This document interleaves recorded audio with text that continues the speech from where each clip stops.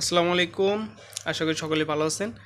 আজকে আমি দেখাবো কিভাবে এরকম একটা প্রোডাক্টের বারকোড প্রিন্ট করা যায় সফটওয়্যার থেকে। যেমন এই যে এখানে ইউজ করা হয়েছে আমাদের, এটা হচ্ছে বারকোডের সেই ডিভাইসটা সেটা।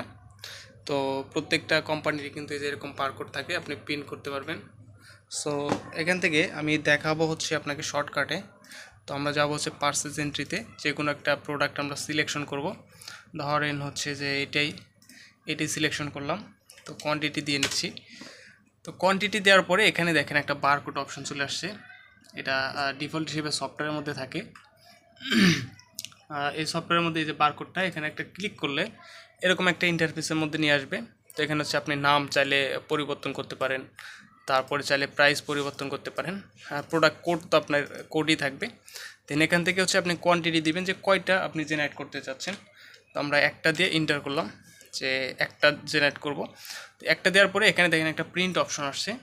এই যে প্রিন্ট অপশনে প্রেস করার সাথে সাথে আপনার হচ্ছে যদি এখানে অন্য কিছু সিলেক্ট থাকে তাহলে কিন্তু এই যে এরকম করবে। তো আমরা হচ্ছে এই পেজটা হচ্ছে সেট আপ করবো। তার জন্য যাব এখান থেকে সাধারণত আমাদের যে প্রিন্টার আছে, বারকোড প্রিন্টার, এই যে এটা হচ্ছে বারকোড প্রিন্টার।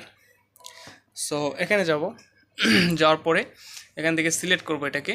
সিলেক্ট করার সাথে সাথে দেখেন এখানে আমার পেজ অল, তারপরে কপিস কয়টা হবে, লেআউট হচ্ছে ল্যান্ডস্কেপ থাকবে। দেন মোর সেটিংসে যদি আমরা যাই তাহলে এখান থেকে দেখতে পারবেন হচ্ছে আপনাদের পেপার সাইজ, সেটা পেপার সাইজ কত। তো আমার হচ্ছে 50-30 সাইজ, 50-30 সিলেকশন করব। দেন হচ্ছে এখানে পেপার শিটস পার শিট ওকে 1 থাকবে। মার্জিনটা হচ্ছে আমরা কাস্টম করে নিব। মার্জিন এখান থেকে আমরা সিলেক্ট করে দিব হচ্ছে এখানে আমরা যে টেনে একটু আমাদের পেজের উপরে করে নিব। পেজের যেই সাইজটা পেজের সমান সমান করে নিব, দিলাম। সাইড একটু বাড়ায় দিলাম। এই যে এইভাবে হচ্ছে পেজটা সেট আপ করে নিতে হবে যে অ্যাকুরেট যেন বসে পেজের মধ্যে। দেন তারপরে এখান থেকে ওকে হলে ওকে দেখা যাচ্ছে যে না আমার পেজের মাঝ বরাবর আসছে। দেন এখান থেকে আমরা আর কিছু করব না, হেডার ফুটার আমার প্রয়োজন নাই এবং ব্যাকগ্রাউন্ড গ্রাফসও প্রয়োজন নাই। এখান থেকে জাস্ট ক্লিক করব প্রিন্ট। তো প্রিন্টে ক্লিক করার সাথে সাথে এই যে দেখেন এরকম একটা বারকোড চলে আসবে। এই যে, তো যেহেতু প্রথমবার প্রিন্ট করছি তাই 3টা ফাঁকা আসছে, এরপরের থেকে আর কোনো ফাঁকা আসবে না।